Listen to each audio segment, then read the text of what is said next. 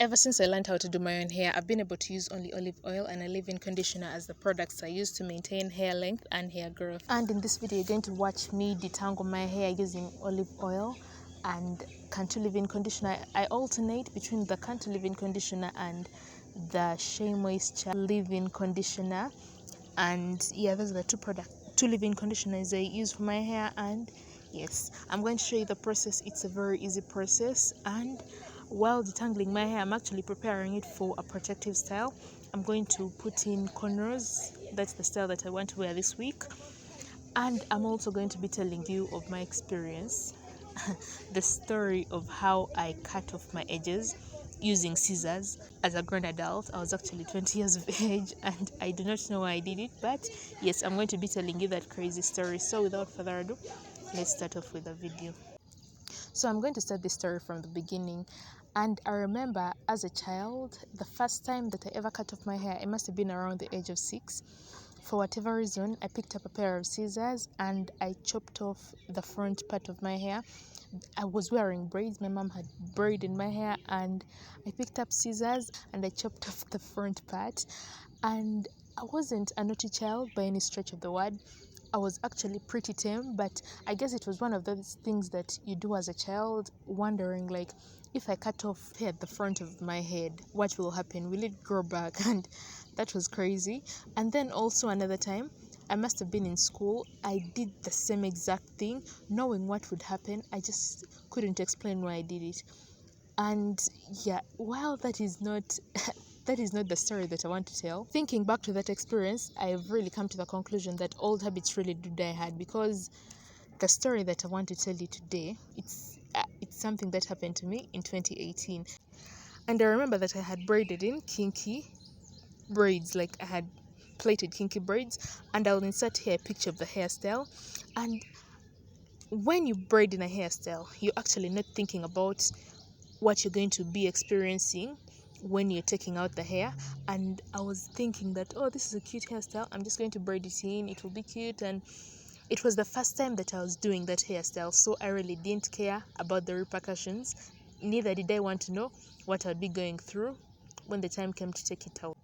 And keep in mind that I was the kind of person who would wear a hairstyle for 8 to 10 weeks minimum. 8 weeks.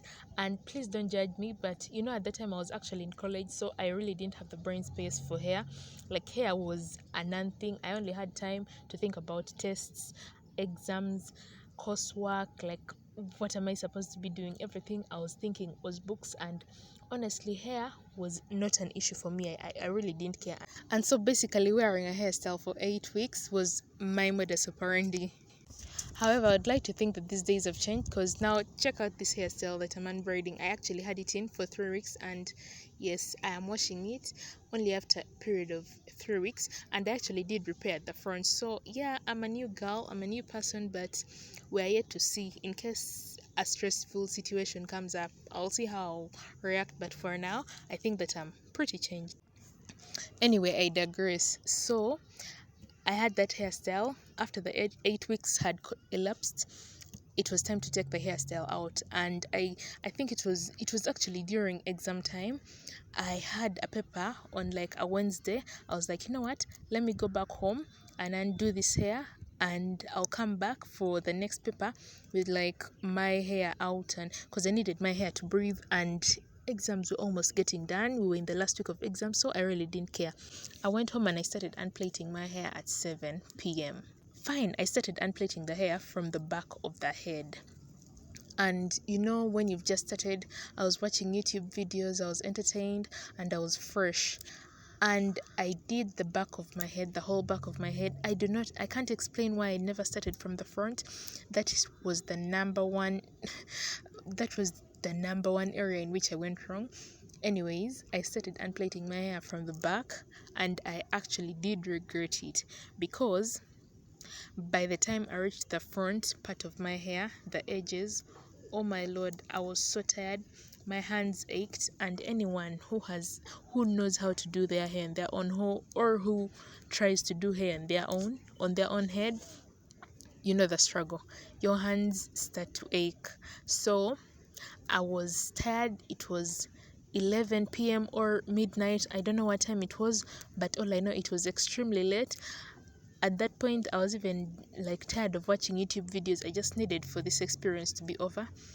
And the hair, because first of all, I had it in for 8 weeks, it was matted at the front, obviously. Like, there was no way I was surviving matting, because, like, you know, the dust particles get stuck in when you're showering, water gets all the dirt compact together, and it's a mess. And you can go and watch a video where I'm trying to remove matted hair. I have, maybe I'll link it in the description box, you go and check it out. However, they are just on my channel. And I started working on the front. I was using a sewing needle, and I had a pair of scissors, of course, for cutting the braids. And I was working on the front part of my hair, and I reached a braid. You see, look at my hair, the right side on your screen. You're going to notice that it's different from the left at the front, because some of the hair is missing. What I did when when the hair that I had undone from one of the braids wasn't coming out, I picked scissors and I chopped off like the whole thing, starting from my scalp. You guys, I don't know. I don't know if I was drunk, tired. I don't know what was wrong with me at that time, but for whatever reason, to this day, I can't explain it. I just chopped off all the braid, like my hair and everything. And at that point in time, I was thinking, oh, like, it's just hair, it will grow back and whatnot. However, when I was done, in Luganda, they call it chigoli, like when you cut your hair unevenly and some parts, like, there is more hair than the others. That was me. I was stressed, I was tired, I went to sleep. The following day, I went out in public and everyone kept on asking me, like, Rachel, what happened to the front part of your hair?